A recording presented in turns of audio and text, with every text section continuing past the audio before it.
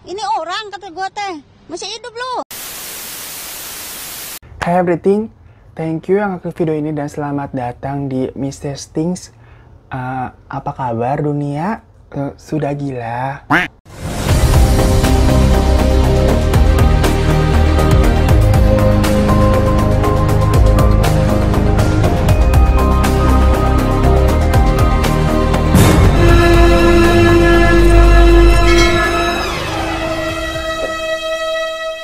Gengs, gue heran deh sama berita akhir-akhir ini. Itu kok banyak banget yang aneh-aneh ya. Kasus hacker-hackeran yang Bjorka kemarin aja menurut gue itu udah lumayan absurd ya. Sampai bikin geger. Ini ada lagi nih kasus yang bikin geger. Tapi yang melakukan, itu adalah anak di bawah umur yang mana jadinya viral nih. Tentang seorang gadis di Bantaeng, Sulawesi Selatan, dipotong-potong sama pacarnya sendiri, masih ada hari gini. Karena katanya si pelaku ini ditolak waktu minta adegan mama papa, gengs. Dan karena ditolak tuh, pelaku ini jadi curiga kalau pacarnya selingkuh kali. Perkara dia juga cemburu masalah Instastory. Beber deh, anak zaman sekarang tuh gua gagal paham. Dimana gadis yang menjadi korban itu bernama Misnawati atau panggilannya Misna. Umurnya aja baru 16 tahun, gengs, dan merupakan seorang siswi SMA di Bantaeng, Sulawesi Selatan. Jadi kasusnya itu tuh bermula di tanggal 1 September 2022. Yang mana pada waktu itu, Misna ini pamitan ke keluarganya untuk berangkat sekolah seperti biasa ya. Sekarang kan anak-anak emang udah pada masuk sekolah normal lagi tuh. Nah, tapi yang nggak normal, kok ini sampai malam hari, ditunggu-tunggu, Misna juga belum pulang ke rumah. Ditelepon ke handphonenya nggak bisa. Dan udah ditanya juga ke teman-teman sekolahnya, semuanya pada bilang, udah pulang kok dari siang tadi seperti jadwal biasa. Dan dari mereka ini juga nggak ada satupun yang tahu Misna ini kemana. Sampai besok harinya, karena Misna ini jatuhnya belum pulang juga ya, gengs. Keluarganya langsung laporin Misna ke kantor polisi setempat. Karena pasti ada nggak beres nih. Di kontak-kontak juga masih nggak bisa, nggak aktif handphonenya. Lalu pada tanggal 3 September, tantenya Misna, yang bernama Rani Liling, itu semacam kayak membuat postingan di Facebook. Yang isinya dari postingan tersebut,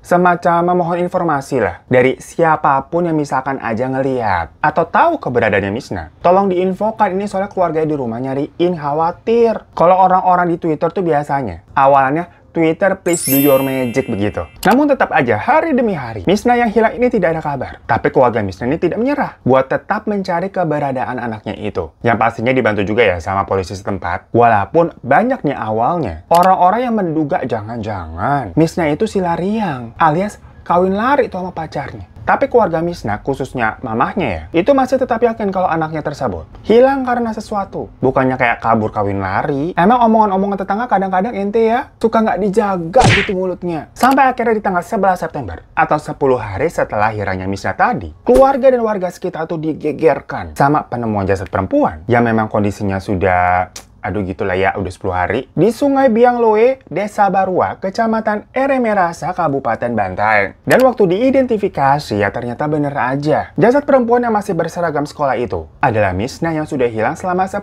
hari. Tapi yang baru-baru bikin sedih, kondisinya pada saat itu udah nggak utuh, gengs. Alias sudah dipotong-potong. Dimana kedua kakinya udah misah sama badannya. Dan di kulitnya juga banyak terdapat luka-luka sayatan. Nah, awalnya yang menemukan hal itu adalah seorang warga yang kebetulan memang mau buang hajat di Sungai Biangloe situ. Ya namanya sungai kan kadang buat nyuci, buat mandi, sama buang hajat juga ya. Tapi waktu baru mau ngeden nih, gitu.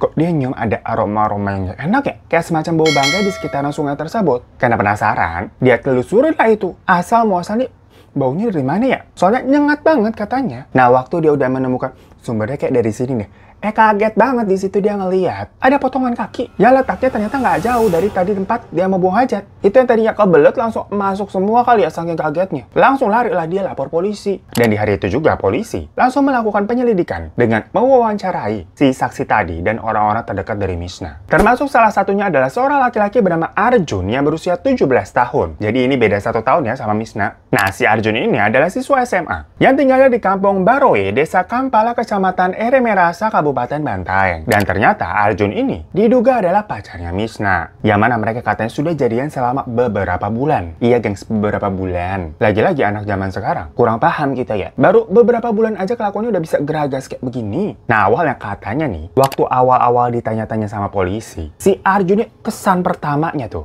seperti anak lugu, gengs. Bener-bener kayak pemuda yang baik-baik, yang ngomongnya juga lembut, sopan gitu. Dimana dia bilang sudah 2 bulan nggak ketemu Misna. Oh ya udah, di situ polisi jadi semacam terkecoh dan nggak curiga nih kalau sebenarnya cowok lugu yang di depannya ini adalah pelakunya. Tuh makanya kalian jangan gampang percaya sama image orang yang kayak lugu-luguan begitu. Hari ini udah kagak ada yang lugu-lugu, udah jarang. Mendingan nyablak aja ke kita. Tapi ya, setelah Arjun ini diinterogasi lebih dalam lagi. Karena kan menurut orang-orang si Arjun ini adalah kekasihnya Mishna ya. Yang pasti ya namanya pacar nih. At least paling banyak punya informasi lah. Intensitas dari kontak-kontakannya itu bisa-bisa. Lebih sering misalkan sama Mishna dengan orang tuanya. Kadang kan kalau udah punya pacar, dunia tuh milik berdua. Ya udah ditanya-tanyain terus tuh. Sampai malam oleh 3 penyelidik yang berbeda. Nah di sini baru ada yang aneh. Karena kok jawaban si Arjun itu berbeda-beda terus. Ke setiap penyelidik tadi kan ada 3 tuh. Nah jawabannya Arjun ini nggak konsisten. Lalu digali lagi nih. Makin dalam lagi pertanyaan-pertanyaannya. Sampai akhirnya Arjun mengakui kalau dialah pelaku yang menghabisi Mishna. Jadi menurut pengakuan Arjun, motifnya itu atas dasar cemburu dan sakit hati karena menduga Mishna ini telah selingkuh. Emang gimana sih kejadian sebenarnya? Nah, jadi kurang lebih kronologisnya kayak begini ya. Tapi ini menurut penuturannya Arjun. Di hari Kamis tanggal 1 September 2022, Arjun tuh ngechat Mishna lewat WhatsApp. Buat ngajakin ketemuan. Ya ngapel lah, namanya juga orang pacaran. Emangnya lu jomblo kagak ada yang ngajak jalan? Yaudah terus mereka janjian. Buat ketemuan di perempatan kampung Pulau Weng, Desa Ulu Galung, Kecamatan Eremerasa. Itu titik lokasinya ya. Pas sudah sampai di lokasi nih, si Arjun nih ngajakin Mishna buat mojo ke Sungai Biangloe. Yang jaraknya kira-kira 50 meteran lah deket dari pemandian Eremerasa tadi. Soalnya kayaknya tuh di sana tuh di ujung tuh lebih sepi, nggak ramai orang. Ya udah mereka ke sana. Pas sudah sampai situ, lihat-lihat bener nih sepi. Si Arjun sempet deh tuh mencium Mishna. Yang ujung-ujungnya dikasih Ati minta iPhone 14. Maksudnya udah dicium lah ini ya. Si Arjun minta Mishna buat berhubungan di lokasi itu juga. Tapi Mishnanya nggak mau. Dia langsung menolak ajakan Arjun dengan alasan lagi datang bulan. Nah, karena ajakan mesumnya ini berarti ditolak ya, Arjun malah marah. Dan mereka berdua jadi adu mulut. Mungkin udah kepengen banget kali ya si Arjun ya. Nggak dikasih jadinya uring-uringan dah tuh. Dan malah menuduh Mishna yang aneh-aneh. Kayak si Arjun ini nanya nih ke Mishna, kamu punya laki-laki lain ya? Jadinya ogah-ogahan sama aku. Dimana suujonannya Arjun ini? Pondasinya tuh karena sebelumnya Arjun katanya sempat melihat Mishna ngepost macam instastory gitu. Lagi jalan emang sama cowok lain. Pokoknya mereka ributnya udah kayak pasangan suami istri begitu. Udah diambang mau perceraian. Padahal pacarannya baru beberapa bulan doang. Sampai menurut kesaksiannya Arjun, di situ Mishna akhirnya ngaku kalau benar cowok di instastory yang Arjun lihat itu adalah pacar barunya Mishna. Mendengar pengakuannya Mishna seperti itu, Arjun ini makin jadi naik pitam dan gelap mata udah. Makin emosi. Udahlah kan tadi dia lagi kepengen, terus ditolak, malah mendengar pernyataan yang sangat kayak mengejutkan. Arjun ini langsung mencengkeram lehernya Mishna, sampai Mishna ini pingsan nggak bisa napas. Habis itu, Arjun mengambil batu sungai yang agak besar. Ya tahu sendiri, batu-batu di sungai kan bogem-bogem ya ukurannya. Dia lemparkanlah batu itu ke kepala bagian belakangnya Mishna. Nah, setelah Arjun memastikan kalau Mishna ini berarti sudah tidak bernyawa ya, dia mengangkat dan memindahkan tubuh Mishna ke tempat yang lebih tersembunyi. Jadi dia meletakkannya di sela batu-batu besar gitu kayak diumpetin, supaya nggak kelihatan sama orang-orang lain lah pada saat itu. Nah, ini bagian mind-blowingnya sih, gengs. Di situ ya, di mana lokasinya beber udah nggak ada orang sama sekali. Arjun mengambil batu lagi yang bentuknya agak pipih tapi runcing jadi tajam dan mulai memotong kedua kakinya Mishna. Pakai batu coba, bukan pisau atau benda tajam lainnya. Batu, gengs. Bisa ya? Gua rasa hal-hal kayak gini tuh dibantu sama setan dah. Abisnya gila banget. Kayak nggak masuk akal rasanya. Motong kaki pakai batu. Nah, setelah kaki kanan dan kirinya telah terpisah, dia membuang kedua kakinya Mishna itu ke lokasi yang berbeda dari badannya tadi. Sampai akhirnya ada tuh salah satu orang yang ngelihat potongan kakinya Mishna kan. Yang tadi orang mau pup. Tapi menurut Kapolres Bantaeng AKBP Pak Andi Kumara, fakta-fakta ini tuh sifatnya masih sementara ya. Karena gimana pun juga,